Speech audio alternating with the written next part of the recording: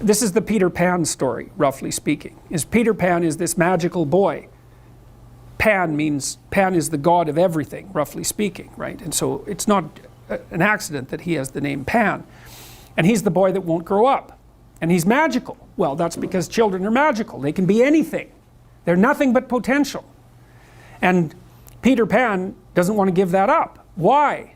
Well, he's got some adults around him, but the main adult is Captain Hook. Well, who the hell wants to grow up to be Captain Hook? First of all, you've got a hook. Second, you're a tyrant. And third, you're chased by the dragon of chaos with a clock in its stomach, right? The crocodile. It's already got a piece of you. Well, that's what happens when you get older. Time has already got a piece of you. And eventually, it's got a taste for you. And eventually, it's going to eat you. And so Hook is so traumatized by that he can't help but be a tyrant. And then Peter Pan looks at traumatized Hook and says, well, no, I'm not sacrificing my childhood for that. So that's fine, except he ends up king of the Lost Boys. In Neverland, well, Neverland doesn't exist, and who the hell wants to be king of the Lost Boys? And he also sacrifices the possibility that he'll have a real relationship with a woman, because that's Wendy, right? And she's kind of conservative, middle class, London dwelling girl. She wants to grow up and have kids and have a life. She accepts her mortality, she accepts her maturity. Peter Pan has to content himself with Tinkerbell. She doesn't even exist. She's like the fairy of porn. She doesn't exist. She's the substitute for the real thing.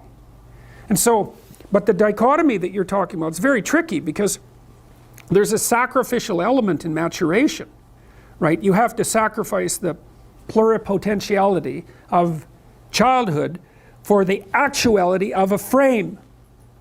And the question is, well, why would you do that? Well, one reason is it happens to you whether you do it or not. You can either choose your damn limitation, or you can let it take you unaware when you're 30, or even worse, when you're 40. And then that is not a happy day. And I see people like this, and I think it's more and more common in our culture, because people can put off maturity without suffering an immediate penalty. But all that happens is the penalty accrues, and then when it finally hits, it just wallops you. Because when you're 25, you can be an idiot. It's no problem. Even when you're out in a job search, it's like, well, you don't have any experience and you're kind of clueless. It's yeah, you're young, it's no problem. That's what young people are like, but they're full of potential. Okay, well, now you're the same person at 30. It's like people aren't so thrilled about you at that point. It's like, what the hell have you been doing for the last 10 years? Well, I'm just as clueless as I was when I was 22. It's yeah, but you're not 22. You're an old infant, right? And that's an ugly thing, an old infant.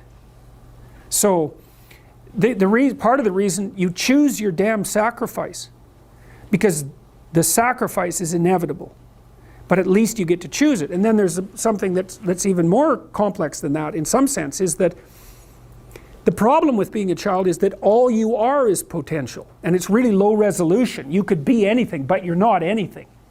So then you go and you adopt an apprenticeship, roughly speaking, and then at least you become something.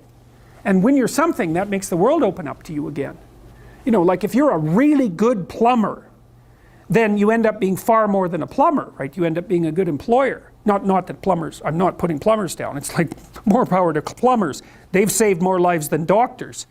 So, hygiene, right? So, if you're a really good plumber, well, then you have some employees, you run a business, you train some other people, you enlarge their lives, you're kind of a pillar of the community, you have your family. Once you pass through that narrow training period, which narrows you and constricts you and develops you at the same time, then you can come out the other end with a bunch of new possibility at hand. And Jung talked about that. He thought that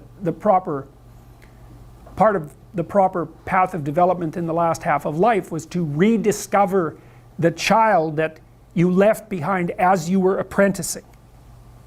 And so then you get to be something and regain that potential at the same time.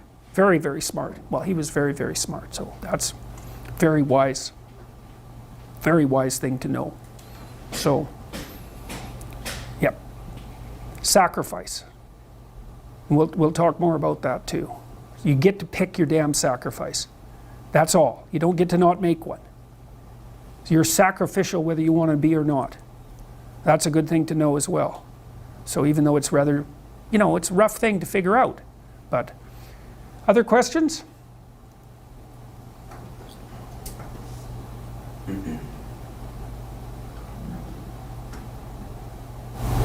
I have one if no one else. Okay.